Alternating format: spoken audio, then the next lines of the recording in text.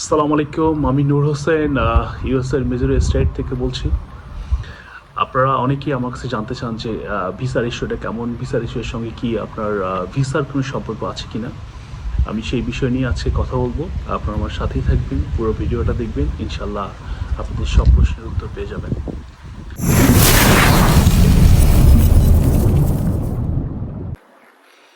Visa approval বিষয়টা আসলে বেশ কিছু ফ্যাক্টরের উপর ডিপেন্ড করে। আসলে প্রথমত আপনার প্রিভিয়াস এডুকেশন, আপনার আপনার প্রিভিয়াস ওয়ার্ক এক্সপিরিয়েন্স, আপনি কি করছেন, পাশাপাশি হচ্ছে আপনার আপনি কোন ইউনিভার্সিটিতে আপনি অ্যাপ্লাই করছেন, এটা কি ইউনিভার্সিটির র্যাঙ্কিংটা কেমন, আপনার কোন প্রোগ্রামে আপনি যাচ্ছেন, যেটা আপনার প্রিভিয়াস আপনার এডুকেশনের সঙ্গে আপনার সামঞ্জস্য কিনা।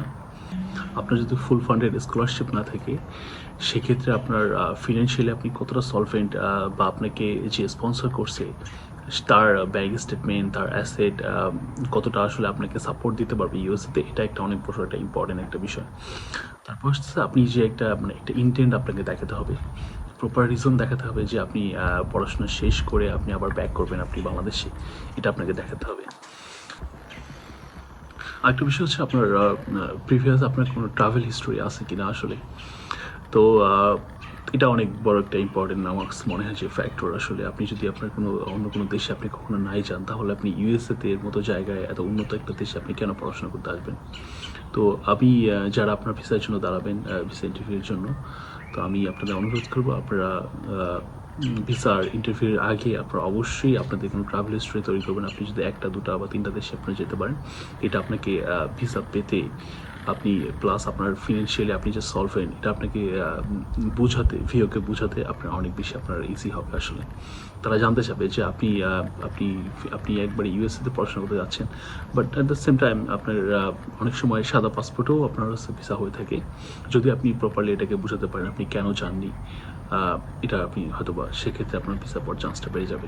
দেখুন আসলে আপনার সব কিছু ভালো, আপনার ইউনিভার্সিটি ভালো, আপনার ফিনান্সিয়ালি আপনি সলভেন্ট, আপনার ট্রাভেল হিস্টোরি আছে, আপনার সব কিছু সব ঠিক আছে আপনার, বাট আপনি ইন্টারভিউতে ঠিকমতো কথা বলতে পারলেন না, তাহলে কিন্তু আপনার সব বৃথা। ইন্টারভিউ যে আপনাকে 3 থেকে 7 মিনিটের একটা ইন্টারভিউ হবে, এটা খুবই ইম্পর্টেন্ট। এটা আপনাকে প্রপারলি আপনাকে যেতে হবে, আপনার প্রপার ড্রেস আপ করে যেতে হবে এবং সুন্দর করে কথা বলতে হবে। ওই সময়টা যদি আপনি ফ্লুয়েন্টলি আপনার অনেস্টলি আপনি যদি সব বলতে পারেন আপনাকে তাহলে ইনশাল্লাহ আপনার ভিসা হওয়ার চান্সটা অনেক বেড়ে যাবে ইনশাল্লাহ। সর্বপ্রতি আল্লাহর ইচ্ছা, আল্লাহ পাক ভালো জানে আমাদের ভবিষ্যৎ কী হবে। যদি আমরা চেষ্টা করতে পারি সর্বোচ্চ। এই সবাই ভালো থাকবেন ইনশাল্লাহ। আপনার কোনো প্রশ্ন থাকলে আপনি কমেন্টে লিখবেন, ইনশাল্লাহ আমি আবার আপনাকে কমেন্টে রিপ্লাই দিব, অথবা সামনের ভিডিওতে আপনারা কী নিয়ে কোন বিষয় নিয়ে আপনারা ভিডিও দেখতে চান আমাকে বলবেন, ইনশাল্লাহ আমি চেষ্টা করবো এই বিষয় নিয়ে আপনাকে এটা ভিডিও তৈরি করে দেওয়ার। সবাই ভালো থাকবেন, আমার জন্য দোয়া করবেন। আসসালামু আলাইকুম।